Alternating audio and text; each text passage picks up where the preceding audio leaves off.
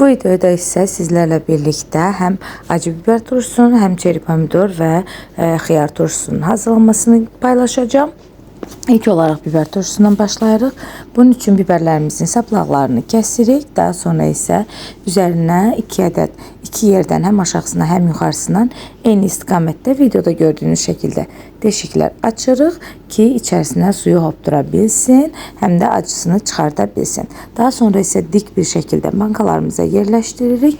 Çalışırıq ki, maksimum dikinə yerləşdirək. Bankanı əyib elə içərisinə düşsəz daha rahat olar və daha sonra isə üzərinə bir çay qaşığı şəkər tozu, 1 yemək qaşığı duz, 2-3 diş sarımsaq, 1 armud stakan sirkə və qapqaynar su əlavə edib bankanı ağzına qədər doldururuq. Daha sonra isə qapağını yaxşıca presləyirik.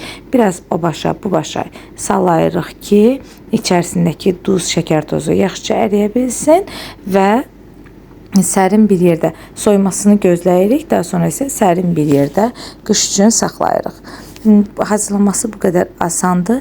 İçərisində heç bir acılığı qalmır. Çox möhtəşəm bir ləzzət alınır və bu videonun sonunda isə çeri pomidorla xiyar turşusunun hazırlanmasını izləyə bilərsiniz.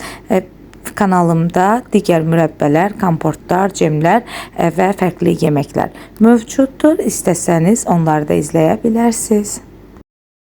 Birlikdə pomidor biber şorabası hazırlayırıq. Çeri pomidorlarım var idi. Əslində onları hazırlamaq istəyirdim. Sonra gördüm ki, içərisində çoxlu çürüklər var. Bağdan yığıldığına görə normal olaraq. Ona görə də qərar gəldim ki, pomidor biberi birlikdə hazırlayım. Bunun üçün bankamın böyüklüyündən asılı olaraq 2 ədəd xiyarı, 1 və ya 2 ədəd xiyarı doğrayıram, bankaya yerləşdirirəm. Qeyd edim ki, bu bankam 1 kiloluqdur. Bunun üçün 3 ədəd xiyar istifadə etdim. 800 qramlıq bankalara isə 1 ədəd xiyar istifadə etdim. Xiyarı doğrayıb bankaya yerləşdirdikdən sonra üzərinə şüyüd qurusu, 2-3 yarpaq lavrolu list, 2-3 diş sarımsaq, 1 ədəd acı biber və çeri pomidorlarımı yerləşdirirəm.